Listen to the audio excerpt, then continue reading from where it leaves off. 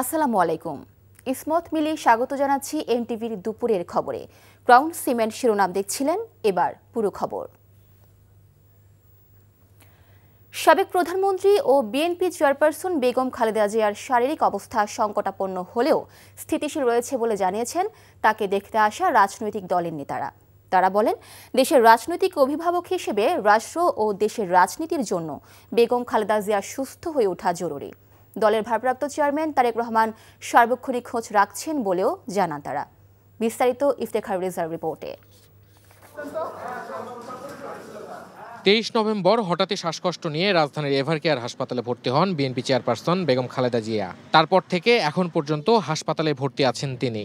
রয়েছে ডায়াবেটিক্স, হৃদরোগ, liver, arthritis সহ নানা রকম শারীরিক জটিলতা। সকালে বেগম জিয়াকে দেখতে ও তার স্বাস্থ্যের খোঁজ খবর নিতে এভারকেয়ার হাসপাতালে আসেন এনসিপির নেতৃবৃন্দরা। পরে গণমাধ্যমে কথা বলেন। দেশবাসীর কাছে বেগম জিয়ার আরোগ্য কামনায় দোয়া চান তারা। ওনার শারীরিক অবস্থা ক্রিটিক্যাল, তবে উনি ফাইট করছেন এবং দেশবাসীর কাছে আহ্বান থাকবে ওনার দ্রুত আরোগ্যের জন্য সকলে দোয়া করবেন। উনি দল মত সবকিছুর ঊর্ধ্বে উঠেই সবসময় ফাইট করেছেন, সহনশীলতার প্রতীক ছিলেন। আমরা এই মুহূর্তে চাবো যে সবাই দল মতের ঊর্ধ্বে উঠে, রাজনীতির ঊর্ধ্বে উঠে ওনার দ্রুত আরোগ্যের জন্য সকলে দোয়া করবেন। আমরা আল্লাহর কাছে দোয়া করি, সারা দেশবাসী আজকে ওনার জন্য দোয়া করছে। সারা বাংলাদেশের প্রত্যেকটা প্রান্তে প্রত্যেকটা দলের মানুষ, মতের মানুষ, ফেসিবাদ বিরোধী প্রত্যেকটা রাজনৈতিক দলের মানুষ, পৃথিবীর সবাই ওনার জন্য দোয়া করছেন। আমাদের একমাত্র একটাই, সেটা হলো দোয়া ছাড়া আমাদের কাছে কোনো কিছু নেই। এখন দেশবাসীর কাছে, সবাই রাজনৈতিক ব্যক্তিবর্গের কাছে আমরা বলবো সবাই দোয়া করবেন। পরে গণমাধ্যমে কথা বলেন বিএনপির যুগ্ম মহাসচিব খায়রুল কবির খোকন। বলেন, পরীক্ষা নিরীক্ষা চলমান রয়েছে বেগম খালেদা জিয়ার। আবার তাকে পরীক্ষা করা হচ্ছে, তার ডাক্তাররা নিয়ে গেছেন ওটিতে। আমরা আশা করছি, দোয়া করছি যে তিনি দ্রুতই হয়তো সুস্থ হয়ে ফিরবেন। তার এই অসুস্থতা পুরা জাতি উৎকণ্ঠা উদ্বেগের মধ্যে রয়েছে। আল্লাহ তাআলা তাকে যেন দ্রুত তার এই অসুস্থতাকে সুস্থ করে আমাদের মধ্যে ফিরিয়ে আনেন। চিকিৎসকরা আনুষ্ঠানিক ব্রিফ না করলেও দলীয় হাইকমান্ড বেগম জিয়ার স্বাস্থ্যের খোঁজখবর নেওয়ার পর হাসপাতালের বাইরে এসে জানাচ্ছেন তার সর্বশেষ তথ্য। Iftekhar Reza, NTV news, Dhaka. এই মুহূর্তে রাজধানীর এভারকেয়ার হাসপাতালের সামনে থেকে যোগ দিচ্ছেন স্টাফ করেসপন্ডেন্ট ইফতেখার রেজা। ইফতেখার, বেগম খালেদা জিয়ার স্বাস্থ্যের সর্বশেষ অবস্থা নিয়ে আপনার কাছে আর নতুন কি তথ্য আছে?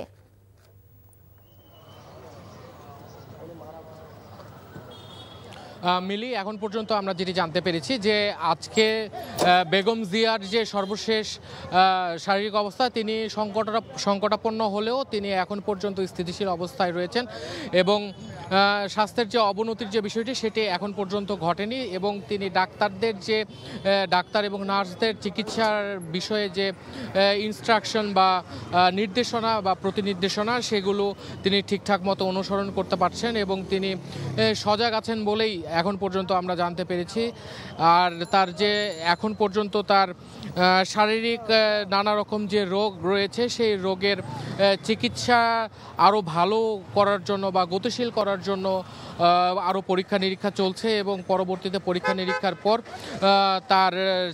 তার যে চিকিৎসা কেমন হবে এবং চিকিৎসার যে প্রক্রিয়া সেই প্রক্রিয়াগুলো আরও ঠিক করা হবে।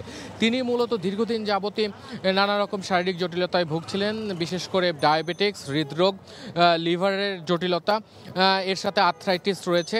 মূলত ফুসফুস সংক্রমণের ফলেই তিনি শ্বাসকষ্টে ভুগছিলেন এবং সেই কারণে গত 23 নভেম্বর তাকে এভারকেয়ার হাসপাতালে ভর্তি করা হয় এবং ভর্তি করার পর এখন পর্যন্ত তিনি এখানেই বা এই হাসপাতালটিতেই চিকিৎসাধীন অবস্থায় রয়েছেন এবং সেই চিকিৎসা এখনও চলমান রয়েছে। তবে গত দুদিন আগে তার অবস্থার কিছুটা অবনতি ঘটলে মূলত ডাক্তাররা আরও বেশি সচেতন হয়ে যান এবং তার চিকিৎসা বা তার পরীক্ষা নিরীক্ষাগুলো আরও সচেতনভাবে করতে থাকে এবং এর মধ্যে আমরা লক্ষ্য করেছি যে বিএনপি মহাসচিব মির্জা ফখরুল ইসলাম আলমগীর গতকাল এসেছিলেন এসেছেন, তার স্বাস্থ্যের খোঁজ খবর নিয়েছেন। এর পাশাপাশি দলের স্থায়ী কমিটির সদস্যরা রয়েছেন, তারা এসেছিলেন, বিশেষ করে মির্জা আব্বাস, ডক্টর আব্দুল মঈন খান সহ অন্যান্য যে হাইকমান্ডের নেতা যারা রয়েছেন তারা এসেছিলেন।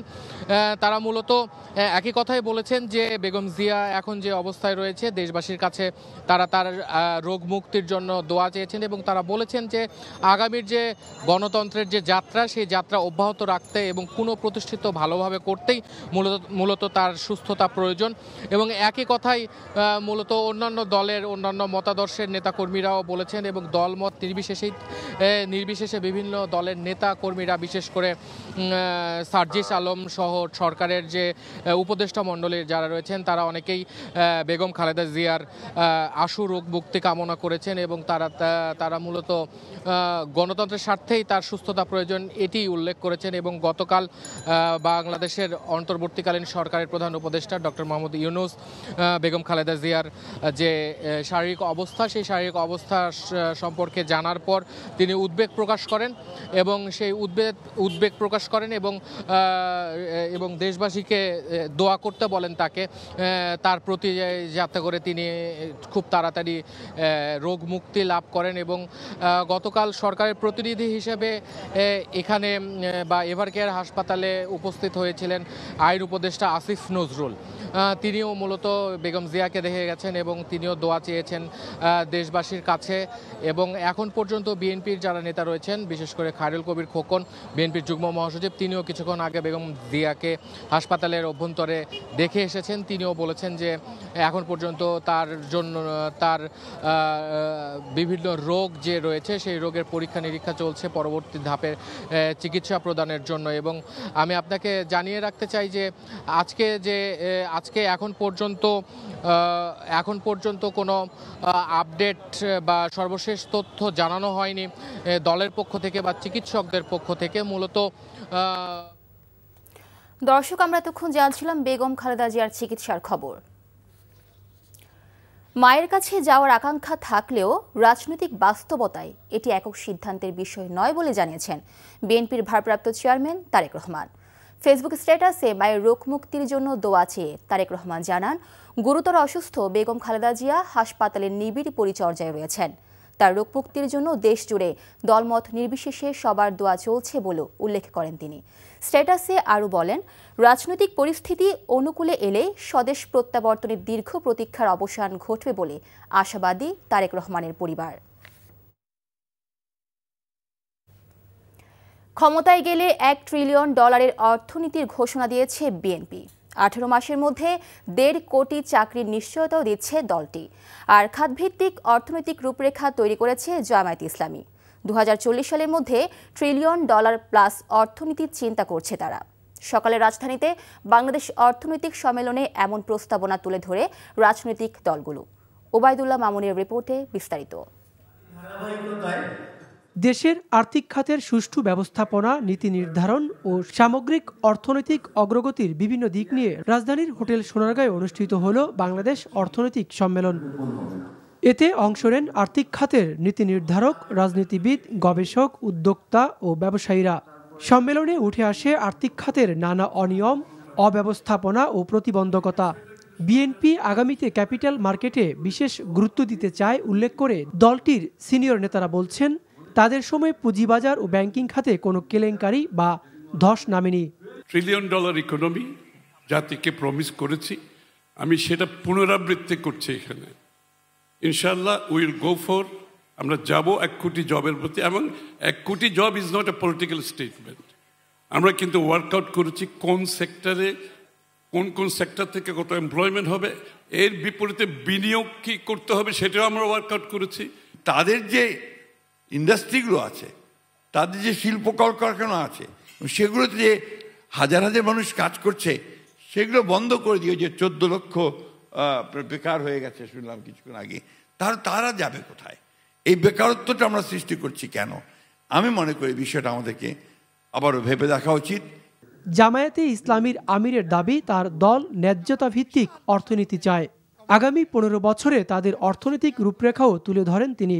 সার্টিফিকেট প্রোডাকশনের এডুকেশন নয়, প্রফেশনাল এডুকেশন দিতে হবে। প্রত্যেকটি মানুষ হবে এক একটা রিসোর্স পার্সন। একজন কৃষক হলে সেও হবে একজন স্কিল কৃষক। কৃষি হবে আমার ইন্ডাস্ট্রি, প্রত্যেকটা গড় হবে একটা ইন্ডাস্ট্রির হাব। যদি একটা হেলদি এনভায়রনমেন্ট আমরা ক্রিয়েট করতে পারি তাহলে আলহামদুলিল্লাহ সবাই কমফোর্ট জোনে চলে আসবে। অতীতে রাজনৈতিক প্রভাবে সংকটে পড়েছে ব্যাংক খাত। ভবিষ্যতে রাজনৈতিক হস্তক্ষেপ বন্ধ করে বাংলাদেশ ব্যাংকে স্বায়ত্তশাসন নিশ্চিত করা প্রয়োজন বলে মন্তব্য করেছেন বাংলাদেশ ব্যাংক গভর্নর। আমরা 14টা ব্যাংকের বোর্ড ভেঙে সেখানে সুশাসন প্রতিষ্ঠার চেষ্টা করেছি এবং রেজাল্ট আমরা পাচ্ছি। আমরা যদি দেখি ইসলামী ব্যাংকের যে দুরবস্থা ছিল সেখান থেকে ইসলামী ব্যাংক আজকে কোথায় ঘুরে দাঁড়িয়েছে। আমরা ইসলামী ব্যাংকে 10,000 কোটি টাকা লোন দিয়েছিলাম, তারা সেই লোনটা 10,000 কোটি টাকা ফেরত দিয়ে দিয়েছে। কিসের বদলতে? গুড পারফরমেন্স, গুড গভর্নেন্স, আর তো কিছু না। সম্মেলনে নিজ নিজ দলের অর্থনৈতিক রূপরেখা তুলে ধরে এনসিপি ও গণসংহতি আন্দোলন। Obaidullah Mamun, NTV news, Dhaka.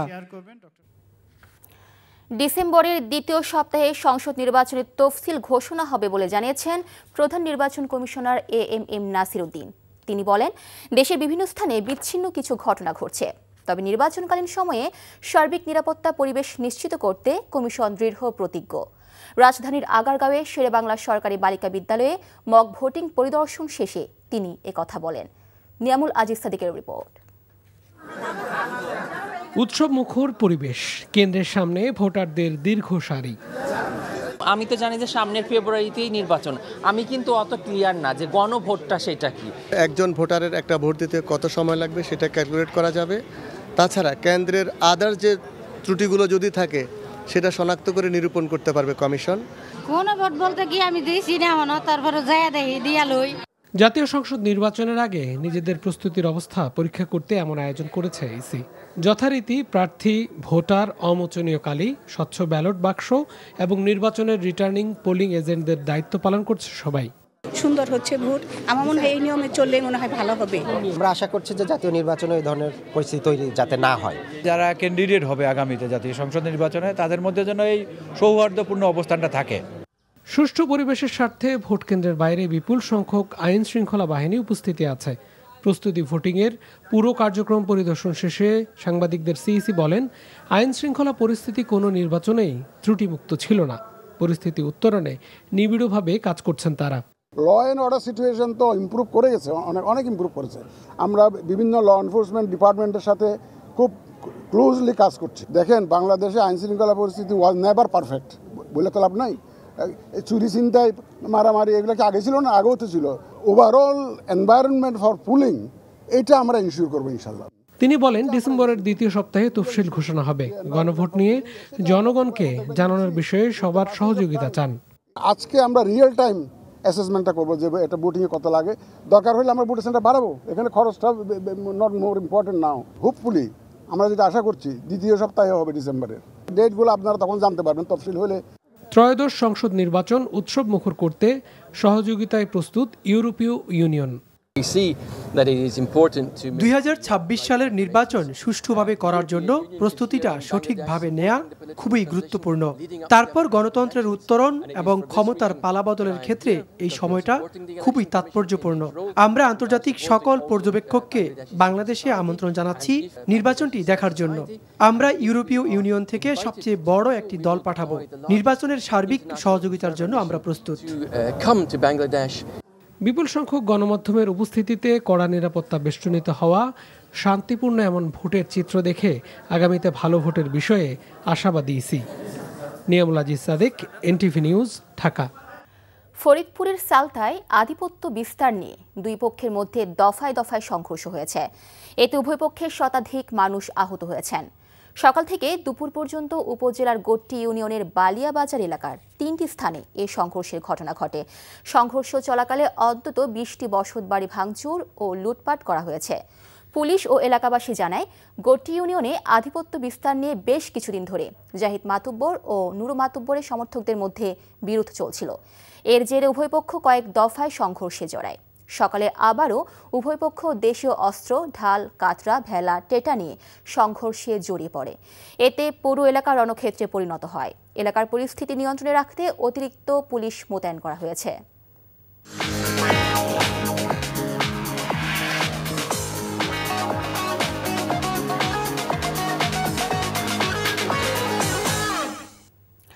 Mercantile bank অর্থনীতির খবর। বিশ্ববাজারে সোনার দাম 2 সপ্তাহের মধ্যে সর্বোচ্চ পর্যায়ে পৌঁছেছে।